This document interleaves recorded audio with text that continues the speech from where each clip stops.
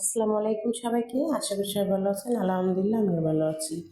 তো এই তো আমি আজকে প্যানকেক তৈরি করে দেখাবো আপনাদেরকে। তো এখানে আমি 2টা ডিম নিয়েছি, আর ডিম 2টা ফ্রিজের থেকে আমি 1 ঘন্টা আগেই বাইর করে রেখেছিলাম। তো ওটা এখন ভেঙে দিলাম। তারপরে তো এখানে আমি চিনি দিয়ে দিচ্ছি। চিনিটা দিবেন যার যার পরিমাণ মতো, বেশি মিষ্টি না দিলেও ভালো, আবার যদি বাচ্চা খায় তাহলে সমস্যা নেই, কিন্তু চেষ্টা করবেন মানে পরিমাণ মতো থাকার জন্য। তারপরে তো আমি চিনি আর ডিমটা সুন্দর করে ফেটিয়ে নিচ্ছি। ফেটিয়ে নেওয়ার পর এখানে আমি আটা দিয়ে দিচ্ছি। তো আজকে আমি ময়দা দেব না, আটা দিয়ে তৈরি করে দেখাবো আপনাদেরকে প্যানকেক। অনেকজনে দেখলাম ময়দা দিয়ে তৈরি করে, তা আমি ভাবলাম আটা দিয়ে তৈরি করলে সবাই দেখলে খেতে পারবে, কারণ হচ্ছে আটা সবার ঘরে থাকে কিন্তু ময়দা থাকে না, যার কারণে আমি আটা দিয়ে দেখে দিচ্ছি। তো এখানে আমি লবণ দিয়েছি 1 চিমটি পরিমাণ মতো, তো আপনারা না দিলেও চলবে, তো আমি দিয়েছি। তারপরে এখানে বেকিং পাউডার দিয়েছি 1/2 চামচ পরিমাণ। তারপরে একটা 10 টাকা দামের ডানু গুঁড়া দুধ এটাই দিয়ে দিলাম এখানে। তো দিলে অবশ্যই ভালো লাগবে, আর এটা 10 টাকা দাম, সবার কাছেই থাকবে, যার কারণে আমি এটা দিয়েছি। তো তারপরে তো ওই তো এখানে একটু ভ্যানিলা এসেন্স দিয়ে দিচ্ছি স্বাদের জন্য, কিংবা ডিমের গন্ধ দূর করার জন্য। দিলে অবশ্যই ভালো লাগে, কেকের একটা ঘ্রাণ আসে। তারপরে এখানে আমি পানি দিয়ে দিচ্ছি, একদম নর্মাল পানি।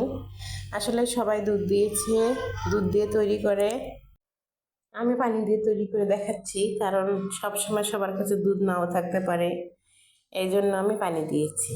তো আমি যে আজকে প্যানকেকটা তৈরি করব, যারা আমার মতো মধ্যবিত্ত ফ্যামিলির লোক তারাও যেন খেতে পারে, এই জন্য আর কি বললাম যে সবার ঘরে সব সময় সব কিছু থাকে না, যেমন ময়দা থাকে না, দুধ থাকে না, এই জন্য। আর চিনিটা কম বেশি সবার ঘরেই থাকে, ডিমও থাকে, কারণ এখন যে যুগ, মানে বাচ্চারা তো এইসব ছাড়া কিছুই বোঝে না, যার কারণে বলে দিলাম।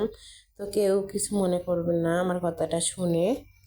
তো এই তো এখন দেখুন আমার ব্যাটারের ঘনত্বটা কতটুকু পারফেক্ট হয়েছে। তো আপনারা যদি তৈরি করেন তাহলে এইভাবে দেখে হয়তো বুঝতে পারবেন, আর যদি না বুঝেন তাহলে আমার ভিডিওটা দেখবেন, দেখলে অবশ্যই বুঝতে পারবেন। তারপর তো এখানে আমি একটু তেল ব্রাশ করে নিলাম, নেওয়ার পরে উপর থেকে আমি যে চামচ দিয়ে দিচ্ছি, দেওয়ার পরে কিন্তু আমার কোনোভাবেই একতাকত করতে হয়নি, পুরোপুরি গোল হয়ে গেছে ওর নিজে থেকে। তারপরে দেখুন অনেকগুলো কিন্তু ছিদ্র হয়ে গেছে।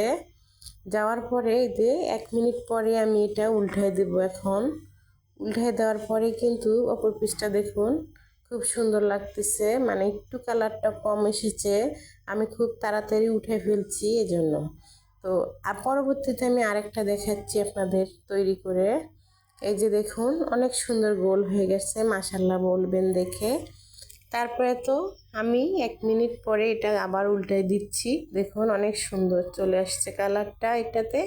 তো এভাবে আমি প্রতিটাই ভেজে নেব আর আপনাদেরকে দেখিয়ে দেব। তো এভাবে আমি 1 2 3টা কিন্তু দেখিয়ে দিয়েছি আপনাদের সুবিধার কারণে।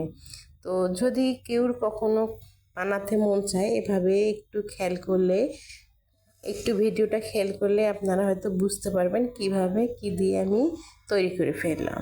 অবশ্যই অনেকটা সুবিধা হবে যদি আপনারা ভিডিওগুলো একটু দেখে নেন বানার সময়। তারপর দেখুন সব দিকে কিন্তু আমার খুব সুন্দর, এই, মানে পুরাটাই খুব সুন্দর একটা দেখেন আসছে, মানে ছিদ্রযুক্ত হয়ে গেছে পুরোটাই, খুবই সুন্দর লাগলো দেখে। তারপর তো আমার বানা হয়ে গেছে সবগুলো। তো আমি এভাবে সব কয়টা বানায় ফেলে আপনাদেরকে দেখিয়ে দিচ্ছি যে আমার কেকগুলো কত সুন্দর হলো। তো আশা করি দেখলে অবশ্যই ভালো লাগবে, আপনাদের বানাতে সুবিধা। তো এই তো আমার দেখুন এটাই মনে হয় লাস্ট হবে। তা আমি উল্টে দেখাচ্ছি আপনাদের, জানি না আপনাদের কাছে কেমন লাগবে, আশা করি ভালো লাগবে। আর আমার ভিডিওগুলো যারা দেখছেন, যারা আমাকে সাপোর্ট করতেছেন, আমার পাশে আছেন, তাদেরকে অসংখ্য ধন্যবাদ। যারা আমাকে সাবস্ক্রাইব করেছেন তাদেরকে অসংখ্য ধন্যবাদ আমার পাশে থাকার জন্য। তো তো এভাবে আমার পাশে থাকবেন, আমি যেন এগিয়ে যেতে পারি। আল্লাহ হাফেজ সবাইকে।